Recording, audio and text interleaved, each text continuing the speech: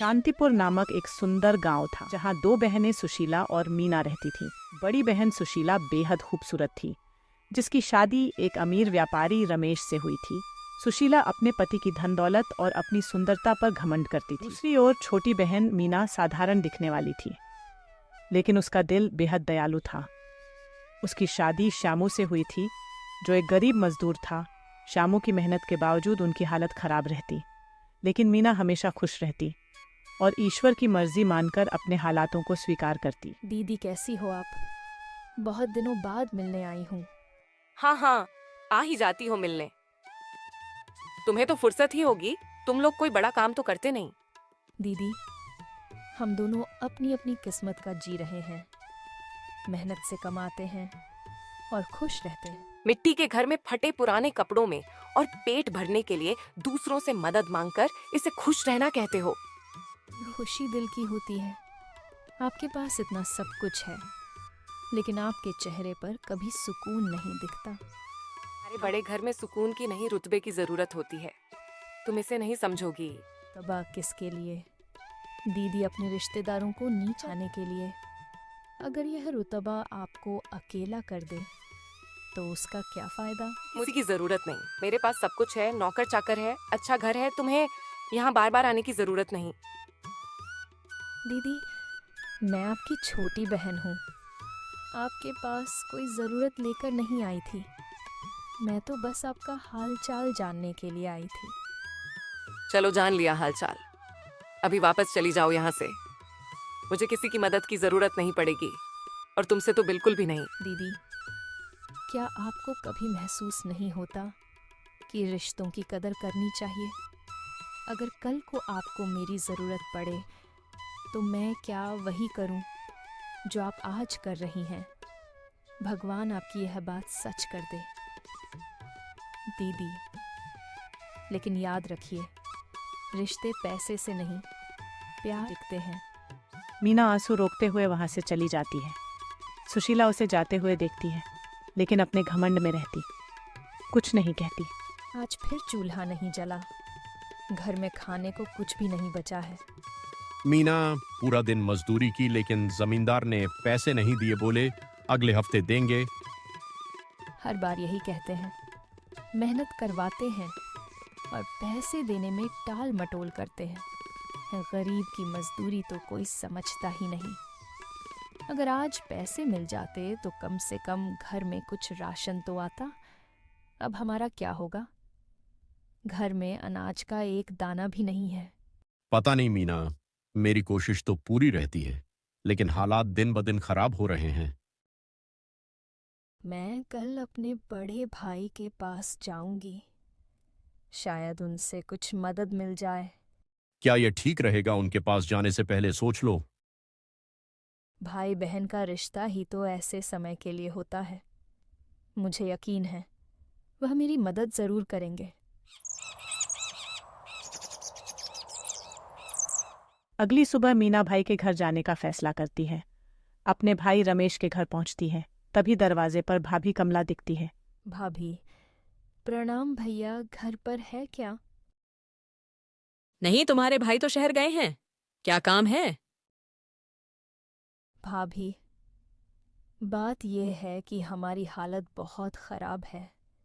श्यामू को मजदूरी के पैसे नहीं मिले और घर में खाने को कुछ नहीं बचा। इसीलिए मैं भैया से मदद मांगने आई हूँ। हर वक्त मदद मांगने क्यों आती हो? तुम्हारा पति कुछ नहीं करता क्या? भाभी, श्यामू बहुत मेहनत करता है। वह बहुत ईमानदार है, लेकिन हालात कभी कभी हमारे बस में नहीं होते।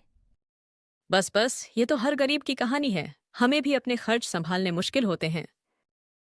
मैं आपसे ज्यादा नहीं मांग रही, बस थोड़ा अनाज या कुछ पैसे मिल जाएं, जिससे आज रात का गुजारा कर सकूं।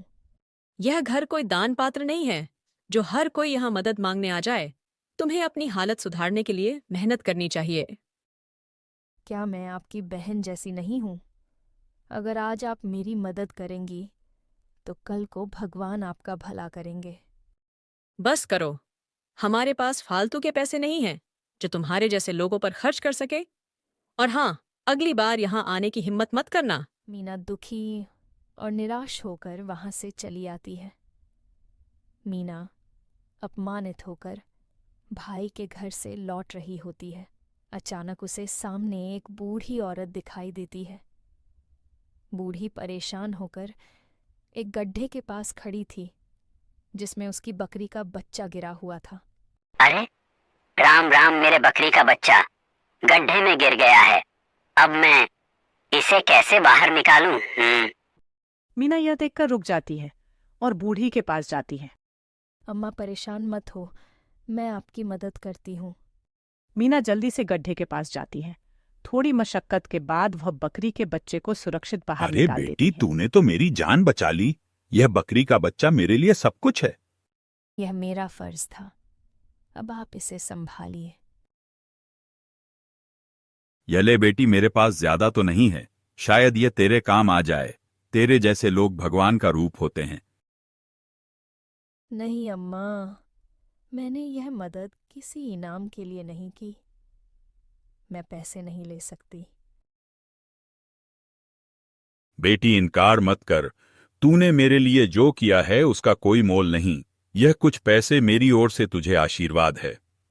लेकिन अम्मा, नहीं बेटी, इसे रख ले।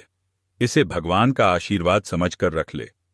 मीना बूढ़ी अम्मा के दे पैसे ले लेती है। उसकी आंखों में आंसू आ जाते हैं। वह बूढ़ी औरत को प्रणाम करके घर की ओर चल देती है। मीना घर लौट आती है। वह चुपचाप घर में प्रवेश करती है। वह परेशान और थकी हुई दिखती है। कुछ देर बाद श्यामू घर आता है। वह उत्सुकता से मीना की ओर देखता है और कहता है, क्या हुआ, तुम्हारे भाई ने मदद की या नहीं? श्यामू भाई घर पर नहीं थे। भाभी ने हमारी बिल्कुल मदद नहीं की। उन्होंने कह दिया कि उनके पास कुछ नहीं है और हमें घर से बाहर निकाल दिया और कहा कि फिर कभी मत आना। कोई बात नहीं मीना, हम आज भी भूखे पेट सो जाएंगे। राम, भाभी ने तो बिल्कुल मदद नहीं की, लेकिन रास्ते में एक बूढ़ी औरत मिली थी। उसकी बकरी का बच्चा गड्ढे में गिर गया था। मैंने उसकी मदद की और बदले में उसने मुझे कुछ पैसे दिए। मैंने पहले तो मना किया था, लेकिन वह जिद करती रही तो मैंने पैसे ले लिए। बहुत अच्छा किया तुमने, फिर आज हमें भूखे पेट सोना नहीं पड़ेगा। मीना अपनी पल्लू खोलती है। जैसे ही वह पल्लू खोलती है, पैसे की बजाय चमकते हुए हीरे निकलते हैं। दोनों की आंखें हैरान होकर चमक उठती हैं। ये क्या, ये तो पैसे नहीं हीरे लग रहे हैं। ये कहाँ से आए? तुम तो बोल रही थी पैसे दिए हैं। पता नहीं जी, मैंने तो सिर्फ पैसे लिए थे, लेकिन ये हीरे कहाँ से आ गए कुछ समझ नहीं आ रहा। ये तो बहुत कीमती लगते हैं। मैंने तो बूढ़ी अम्मा से सिर्फ पैसे ही लिए थे, लेकिन ये हीरे कैसे आ गए? दोनों की आंखों में आंसू आ जाते हैं। वे भगवान का धन्यवाद करने लगते हैं। पेपहैंत, भगवान, आपकी कृपा से हमको इतनी बड़ी किस्मत मिली। हम आपका यह आभार हमेशा याद रखें। कुछ दिनों बाद मीना और श्यामू हीरे बेचकर बहुत अमीर हो जाते हैं। उन्होंने अपनी मुश्किलें पार की और अब उनका जीवन बदल चुका था। गांव में जरूरतमंद लोगों की मदद करने लगे। यह सब देखकर मीना की बड़ी बहन सुशीला जलन महसूस करने लगी थी। तो दोस्तों, आपको मेरी कहानियाँ कैसी लग रही हैं? अगर अच्छी लग रही है तो आप सब्सक्राइब ज़रूर करना, क्योंकि आप वीडियो देख तो लेते हो और सब्सक्राइब नहीं करते हो।